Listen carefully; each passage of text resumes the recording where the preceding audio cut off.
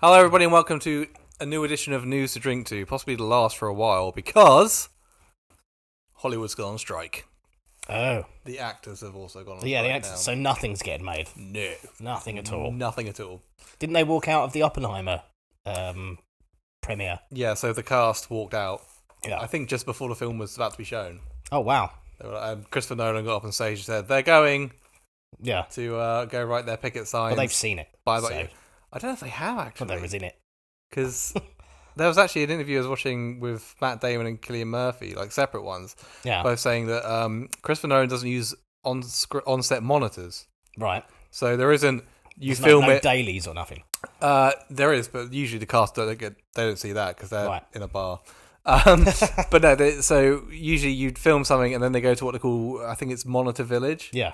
And they watch, here's what you just did. They don't have that on Christopher Nolan sets because he's right next to the cameraman. Right. So you film it and then it's done.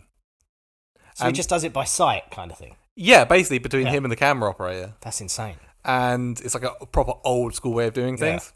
Yeah. And Cillian Murphy was saying, I never saw a frame of Oppenheimer until I saw the trailer. So I still think he hasn't seen the film. I'd be well annoyed if I really wanted to see it. All right, we're going to go. Yeah, but you can't... join the picket line. Yeah, it doesn't. It's not just, not working, like not doing any acting. That includes promoting films. Oh yeah, so they can't do any film they're promotion. On strike entirely. They can't do anything. They cannot work. No, not at all. And this isn't with people like Matt Damon and Cillian Murphy and Florence Pugh. This is more of a sort of symbolic gesture in a way, because it's American. The Screen Actors Guild. No, they are members of it. Yeah, right. But they're multi-millionaires. Yes, it doesn't really affect them if they go home and don't do any work. They're not going to starve. And people saying like, well, fucking actors earn millions. What does it matter? Some lucky actors earn millions a picture. Most do not. Yeah. And that's sort of the issue. And the point is also, the studios aren't making any money because if nobody's working, nothing's getting made. That's the point. Yeah. Exactamundo. We've got some videos we can watch. Last time we checked out Adam Conover from Adam Ruins Everything. He's still there. Because remember, the writers are still on strike. Yeah. They've been on strike for like 70 days. Out here today to tell the companies how strong we are. See, the AMPTP has a plan, all right? Carol tells the CEOs how it's going to go. She says, don't worry about it. The writers will go on strike.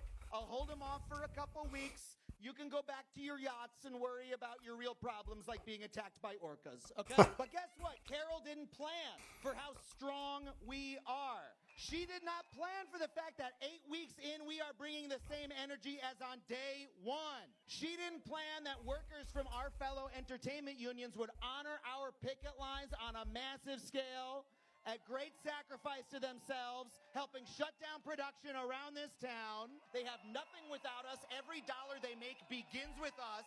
And we are going to be out here until they remember that.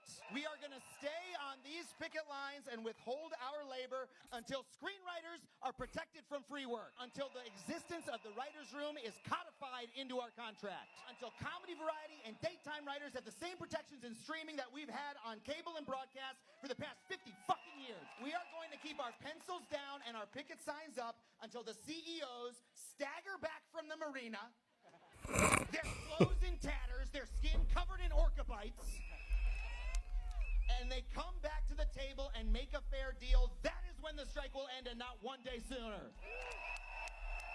So yeah, the AM, whatever the fucking called, AMTPP, whatever. Yeah. These are the people that went to the press and basically said, our plan to resolve the strike is to starve them out. Oh yeah, I read that the other day. Yeah. There was like, eventually they're going to run out of money. Yeah. And they'll have to come back to work. They'll come crying back to us. Yeah, but that's their fucking end game plan, is just starve them. They need houses. Once they've got no homes and like can't feed their kids, they'll come crawling back to us. Yeah. Like, fuck. We already pay and they shit. said this to the press. They told them. Like, what the hell? Yeah. On the money we've been paying them, it won't be long. Exactly. Completely tone deaf. Yeah. Yeah, it's fucking unbelievable. Also, I didn't know this. During the writer's strike, Netflix opened a restaurant. Did they? I don't know if this is real. No, I think it is real. Hang on. It's not real, but it's funny. Come, here's some of my favorite clientele. We have Ted Sarandos here and his perfectly white teeth, and Reed Hastings.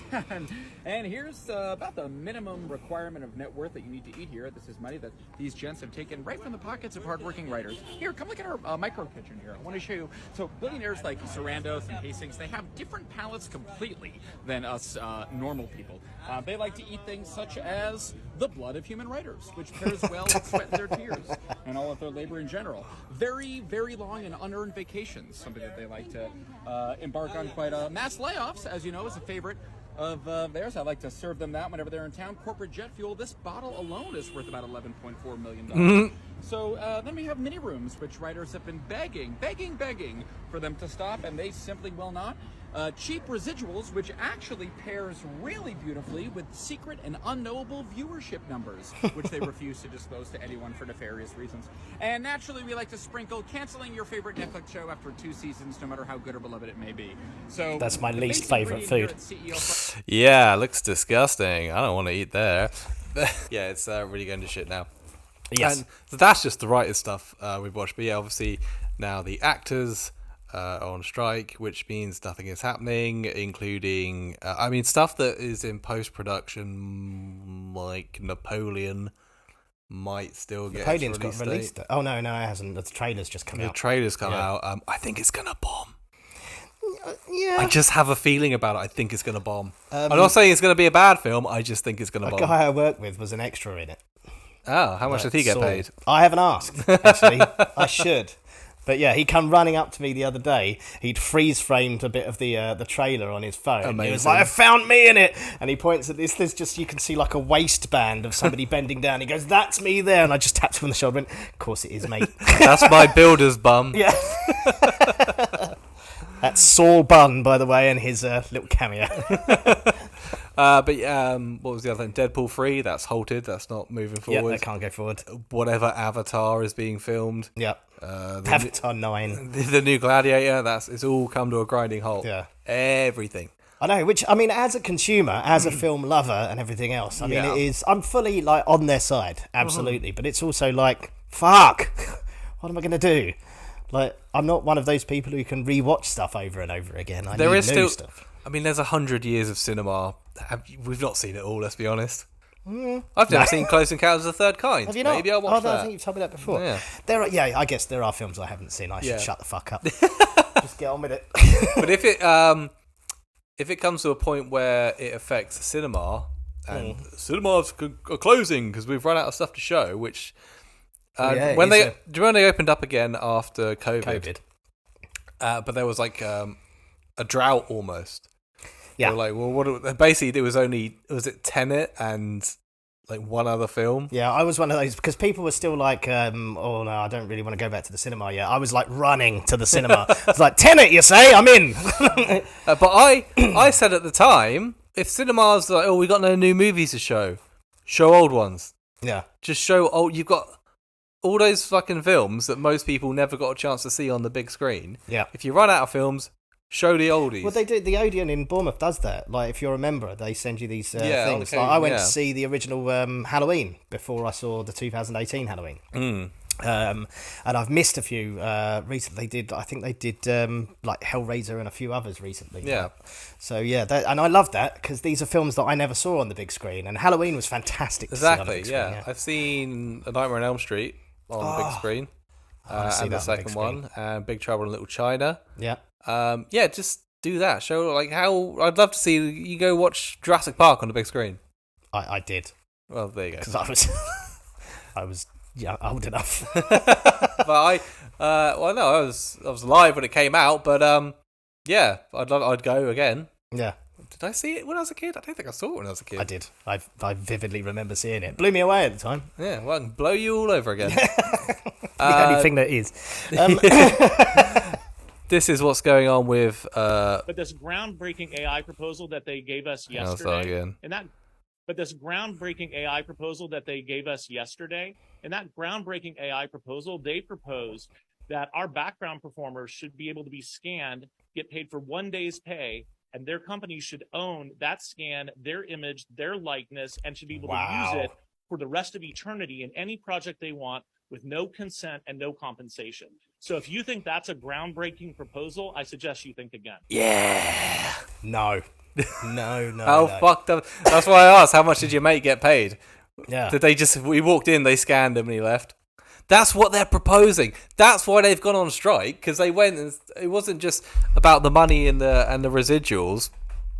That's something else they came back. It's about job security. Yeah. They're like, we need job security, and this AI taking over our jobs. And they were like, well, here's what we're gonna do, and said that. And they were like, no. I mean, it's absurd. That's the exact opposite of what we want. Especially for for somebody who loves film as much as I do. Like, part of it is to see people's performances. Yes. Like, I don't want that computer generated. I don't want to see the same performance. I don't want somebody to be good in everything, you know? Yeah. Like, as much as I love it when somebody is fucking amazing, I also kind of like it when somebody's shit. I like it when they're there. Yeah, like, I like it when they're there. present. Yeah. Not a fucking computer generated version of them. Yeah, I've got nothing against using CGI to create things that we can't do. Yeah. Like, but not recreate a person that exists. Yeah. Like, well, I don't agree with creating dead actors. No, not at all. Because I talked about this, I think, on the last one. No, once, like, your legacy should be everything you've made, like everything you left behind, everything you were in. You shouldn't, like, you can't. What if, like, if you sign over your likeness and everything, and they just put you in any old shit? That's your legacy ruined. Forever. Yeah, exactly. That's like what Robert De Niro has done with his own legacy, with all those terrible comedy films. At least it was his decision. But it was his decision. Yeah. Yeah. This is going back to, I think it was last week or the week before, I talked about Tom Hanks going, well, I could be in films forever. It's like, okay, so let me get it straight. Tom Hanks is dead. Yeah. Right? But he's still starring in films. Yeah. So the money goes to Chet Hanks. No. No. The money goes... So basically... What about Colin? Yeah, I was assuming just the Tom Hanks Why estate. Not just get Colin? If you want a Tom Hanks-esque kind of person, Colin Hanks can do it. There you go. But yeah, this idea of basically if you're, and it can go on forever. So if your great granddad was Tom Hanks, you don't need to work or do anything. You're rich. Yeah, but are you? Because then the studio owns your likeness. But they still have to pay the estate. Oh, is that the proposal? Yeah. So, like, it's not like what they were just saying then. Like, if they're scanning these background actors, they pay them for one day. Like, and then they just use that likeness forever. That's what you said there. I mean, that's a background actor. Yeah. Who nobody knows. Okay, but a movie star. What I'm saying is, Yeah. You, let's say, if they did it without, sort of, basically, the Tom Hanks estate would probably sue any company that didn't pay them to use Tom Hanks. Yeah. You see what I mean? If it was like, I don't know, the guy that was Stormtrooper number 9, no one gives a fuck. Yeah, it's ridiculous. Because I like say, like Heath Ledger.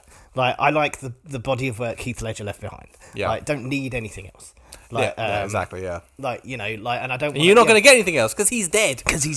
Yeah, and I don't want them to put him in, like, I don't know, like, fucking Police Academy... I thought you were going to say Fast and the Furious 11. Fast and the Furious 93. Like, this one's definitely the end. Yeah, exactly. Ah, Christ. Because Vin Diesel will do it as well. He will sign his likeness over. They'll make infinity number of 100%. Fast and Furious movies, of which I've seen none ever. I've seen the first one when it came out. Not even that. I couldn't tell you anything that happens in it. There's just nothing about it I care about. No. And I don't want billions of them. I don't want billions of films that I'm never going to see. Well, now that there's no films coming out for a while, maybe you could delve into that. Maybe I'll do what I did with Hellraiser. And watch all of the Fast and Furious. All of the Fast and Furiouses, and then just put out... It's a little different, though, because you have to go to work now, whereas that was during... Yeah, I had COVID at the time. Yeah. I might do it on video this time. In fact, that's what I'm going to do. So, yeah, the writer's strike has been going on for a couple of months now. Yeah. Now the actors have joined. I think the Directors Guild's involved as well. I hope so. No, they're not. They're not gone on strike. They got an okay deal. Of course they did. Yeah. They're directors. Yeah.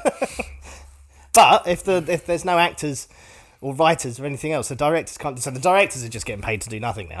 Spielberg's there for star in his own movie. Yeah. Have you ever seen Spielberg act? No. Didn't he have a little cameo in Blues Brothers? No. Or was that That was one. I can't remember. There was one of the directors did. Oh no, I'm sure he did. Anyway, it doesn't matter. Anyway, so yeah, unless you're gonna write and direct and star in a one-man show, nothing's fucking happening. Oh, you know who's rubbing his hands now? Who? The guy who made The Room. Because he's not in the guild. What? Because he writes, stars, directs, and everything. Yeah, but also other people have to star. No, I reckon he'd make a film all by himself. Just in him. The Room, right? Yeah. Tommy Wiseau. Tommy Wiseau, that's it. He's playing every character. Yeah, he'll be everyone. He's that kind of nutcase. Yeah, he really is. I've got the only film coming out right now. Box office smash. Yeah, number one at the box office because it's the only fucking movie. It's been 5 years since a new movie came out and Tommy Wiseau's like, Tommy Wiseau, the movie, starring Tommy Wiseau, written by Tommy Wiseau, directed by Tommy Wiseau, co-starring Tommy Wiseau.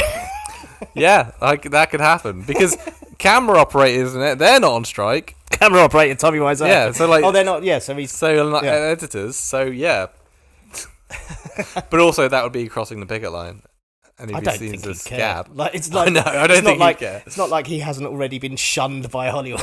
Yeah, true. Okay, what else? Yes. So Barbenheimer. Oh, Barbenheimer. Are you gonna? I'm gonna go watch both Oppenheimer and Barbie in the same day. When are you watching them?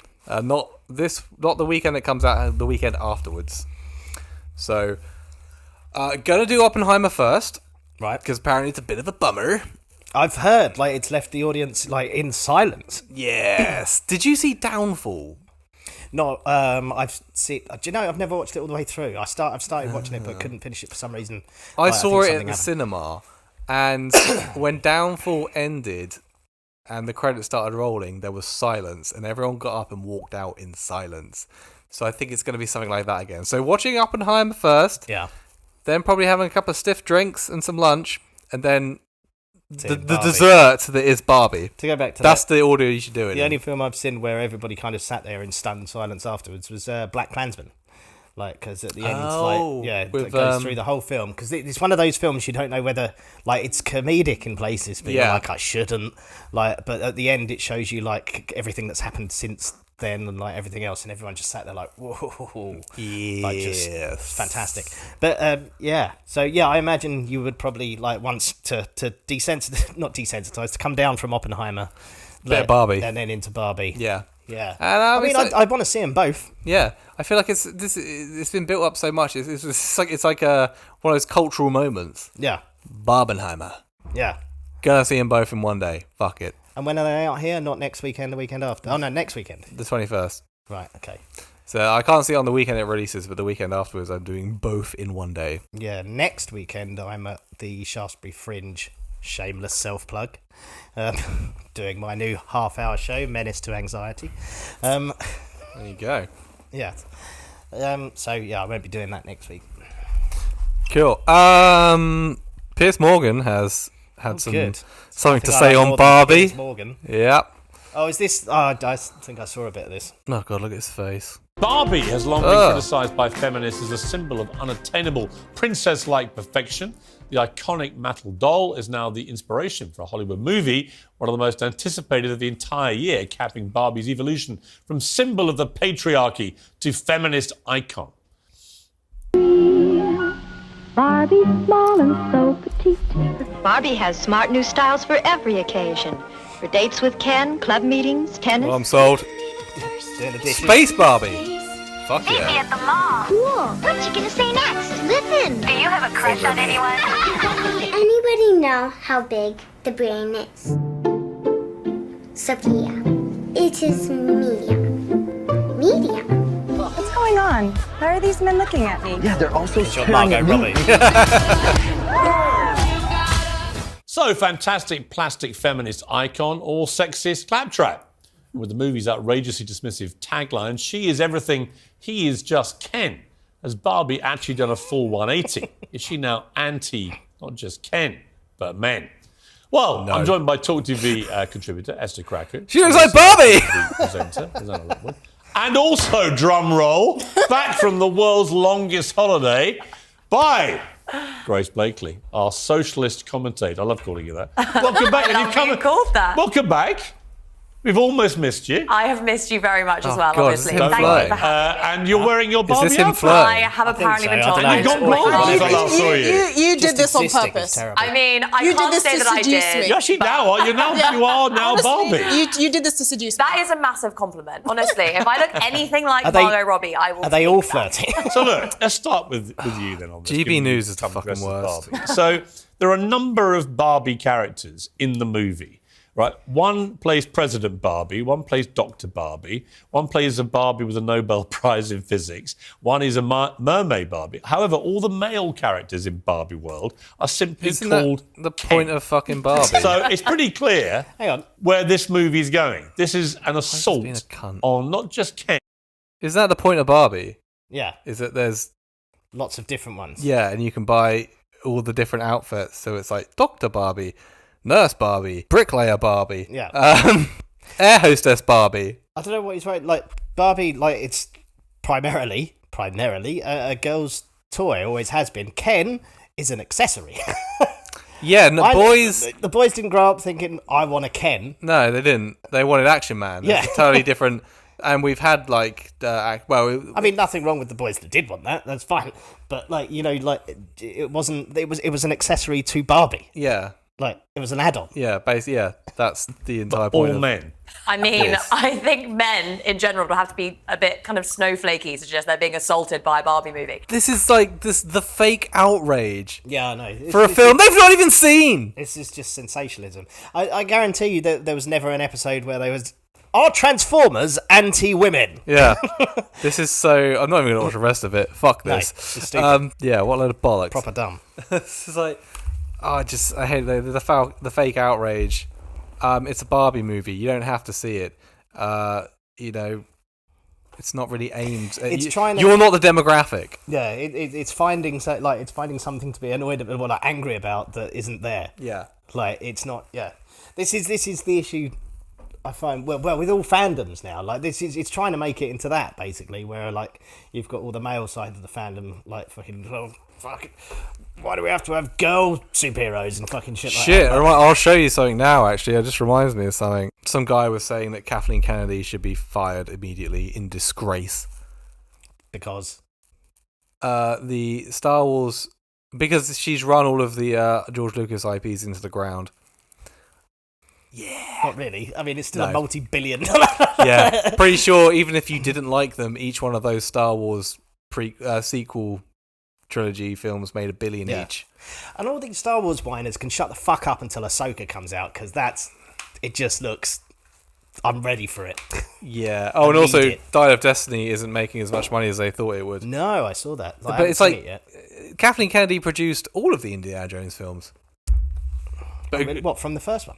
Yeah. Oh, wow. She produced the Back to the Future trilogy, Gremlins, Jurassic Park. Yeah. Oh, and I knew she wasn't new. Yeah.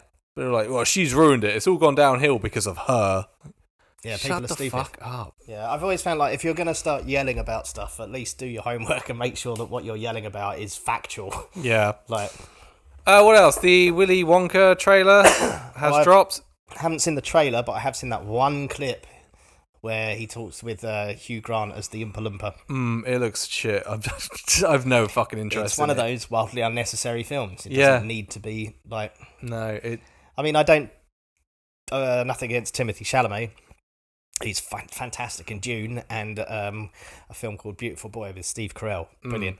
But yeah, this is a story we don't need.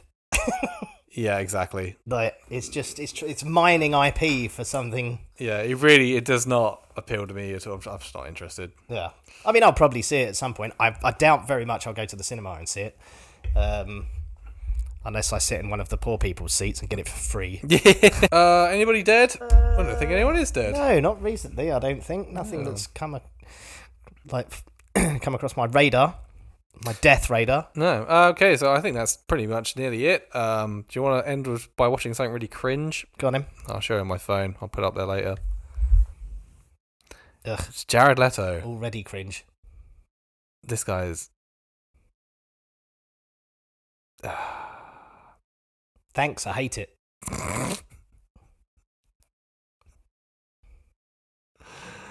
Oh! Is this to one of his Oscar winner? Yeah, I know. So I just don't like him. I can't believe he's still making he's like this is a guy begging to be cancelled. Yeah, Apparently, there's loads of stuff out there, like about him approaching underage girls and like there's stuff. How has he kept it out of the media? How is he the one that's keeping it out? Fuck knows. Apparently, there's like messages and all sorts out there. Rumored. The video is called "Life is Beautiful." I'm sure it is if you're a multi-millionaire and you look like that at the age of 50, Jared. Is it from his band? I don't they're called know. 6 Seconds to Mars or something.